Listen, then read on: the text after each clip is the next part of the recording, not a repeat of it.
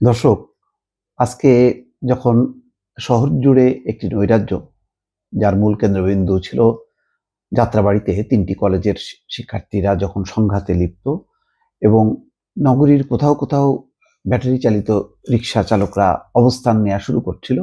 যাই হোক, পরে সেটি আদালত স্থগিতাদেশ দিয়ে সেই ব্যাটারি চালিত রিক্সা চালকদের দাবিটা পূরণ করেছে একভাবে।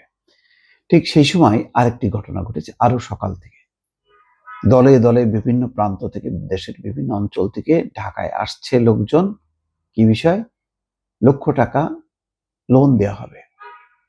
কোথা থেকে? যারা লুটপাট করেছে বিগত সময়, তাদের পাচার টাকা দেশে আনা হচ্ছে, সেই টাকা গরিব মানুষকে লোন দেওয়া হবে। তারা রেজিস্ট্রি করেছে বিভিন্ন সময়, মানে নানা দিন ধরে, অনেক দিন থেকে ১,০০০ টাকা করে। এখন ওই লোনের টাকা আনতে তারা ঢাকায় জড়ো হচ্ছে। শাহবাগে তাদেরকে জড়ো হতে বলা হয়েছে। কল্পনা করা যায়? মানে এই ধরনের প্রচারণা চালিয়ে ঢাকা শহরের লোক ঢুকে গেল শাহবাগে, ঢাকা বিশ্ববিদ্যালয় ক্যাম্পাসে। এর কি উদ্দেশ্য ছিল? এটা কি একেবারেই প্রতারণা, নাকি অন্য কিছু ছিল? এখানে যেটা বলা হচ্ছে যে লাখ টাকা ঋণ দেওয়ার প্রলোভন দেখিয়ে শাহবাগে লোক জড়ো করার চেষ্টা। এটা হয়? যারা প্রতারক চক্র, তারা শাহবাগে জড়ো করবে কেন? তারা প্রতারণা করবে, বিভিন্ন জায়গায় জায়গায় টাকা নেবে, বলবে যে লোন দেওয়া হবে। তো শাহবাগে জড়ো করছে কেন? তার মানে বিপুল সংখ্যক মানুষ আসবে, তারা লোন পাবে, লোন না পেয়ে একটা বিশৃঙ্খল করবে, বিক্ষোভ করবে, এমনটাই। শেষ পর্যন্ত সেটি সফল হয়নি, কিন্তু একটা তো চেষ্টা ছিল। এবং এই ধরনের চেষ্টা, ধরেন একটা, দুইটা, তিনটা সফল হবে না, চতুর্থবারের বার সফল তো হইতেও পারে। এক ধরনের এনার্কি তো ঢুকে পড়তে পারে এবং তার দ্বারা নগর আক্রান্ত হতে পারে। দুইটা বিষয়।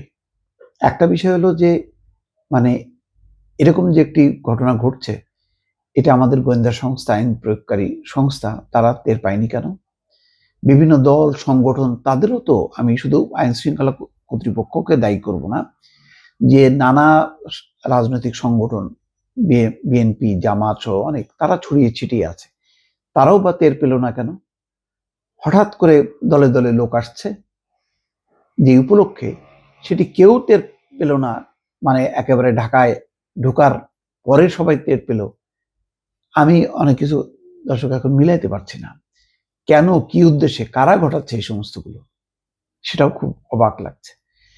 ১,০০,০০০ টাকা করে ঋণ দেওয়ার প্রলোভন দেখিয়ে রাজধানীর শাহবাগে জনসমাগমের চেষ্টা করেছিল একটি সংগঠন। শাহবাগ থানা পুলিশ এই তথ্য জানিয়েছে। প্রলোভনে পড়া লোকজন বলছে, অহিংস গণঅভ্যুত্থান বাংলাদেশ নামের একটি সংগঠনের পক্ষ থেকে বলা হয়েছে, বাংলাদেশে পাচার করা অর্থ দেশে ফিরিয়ে আনা হবে, শাহবাগে যারা উপস্থিত হবেন তাদের ১,০০,০০০ টাকা করে ঋণ দেওয়া হবে। এটা হইতে পারে না। এটা শুধুমাত্র প্রতারণা, কোনো উদ্দেশ্য ছাড়া। এটা বিশ্বাস করা কঠিন। এটা তো উদ্দেশ্যই হলো যে বিপুল সংখ্যক লোক আসবে, তারা এসে দেখবে যে এটা পুরো প্রতারণা, তারপর সরকারের বিরুদ্ধে বিক্ষোভ করবে যে সরকার এই ধরনের একটি প্রলোভন দিয়েছে।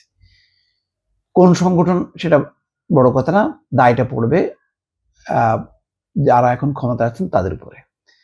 পুলিশ ও শাহবাগ থেকে আসা লোকজন বলছে, এমন প্রলোভনে পড়ে গতকাল রোববার দিবাগত রাত ১টার পর থেকে সারা দেশ থেকে বাস, পিকআপ ও মাইক্রোবাসে সাধারণ মানুষ ঢাকায় আসতে শুরু করেন। এটাও অবাক কাণ্ড।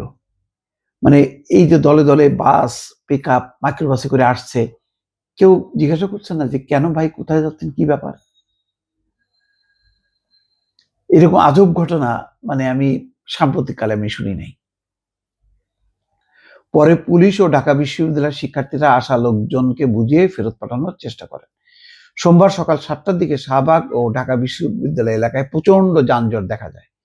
তখন বিশ্ববিদ্যালয়ের শিক্ষার্থী ও পুলিশ আসা লোকজনদের সঙ্গে কথা বলেন, তাদের বুঝিয়ে ফেরত পাঠানোর চেষ্টা করেন। পরে ধীরে ধীরে পরিস্থিতি স্বাভাবিক হয়। বাসে আসা বেশ কিছু ব্যক্তির সঙ্গে কথা বলে জানা যায়, তাদের বেশিরভাগই জানেন না শাহবাগে ঠিক কি করতে হবে। তারা বলেন তাদের ১,০০,০০০ টাকা করে ঋণ দেওয়া হবে, এমন কথা বলা হয়েছে, এই জন্যই তারা এসছেন। কয়েকজন ব্যক্তির ভাষ্য, তাদের কাছ থেকে রেজিস্ট্রেশন ফি বাবদ ১,০০০ টাকা করে নেওয়া হয়েছে। এই বিষয়ে শাহবাগ থানার ওসি বলছেন, অহিংস গণঅভ্যুত্থান বাংলাদেশ নামের একটি সংগঠন শাহবাগে অনেক মানুষ জমায়েত করার অনুমতি চেয়েছিল, পুলিশ অনুমতি দেয়নি। সংগঠনটি গ্রামের লোকজনকে প্রলোভন দেখিয়েছিল, যারা এই সমাবেশে আসবেন তাদের 1 লাখ টাকা ঋণ দেওয়া হবে, পুলিশ লোকজনকে জড়ো হতে দেয়নি। আমি বুঝলাম যে মানে প্রতারকরা এরকম ঘটনা ঘটিয়েছে, কিন্তু এই যে এত লোক, এটা তো আর রাতের আধারে না, প্রকাশ্যে অনেকদিন থেকে তারা এই তারিখটা নির্ধারণ করে এরকম একটি প্রচেষ্টা চালিয়েছে। এইটা কোনো এজেন্সি এটা কেউ লিক করতে পারলো না? তাহলে আমাদের এই যে রাষ্ট্রের টাকা দিয়ে এই গোয়েন্দা সংস্থাগুলি পুষে লাভ কি? দর্শক, আমার এই প্রশ্নটা থাকলো, ছোট্ট একটা সরল প্রশ্ন, আপনারা একটু উত্তর দেবেন দয়া করে। ভালো থাকবেন। আল্লাহ হাফেজ।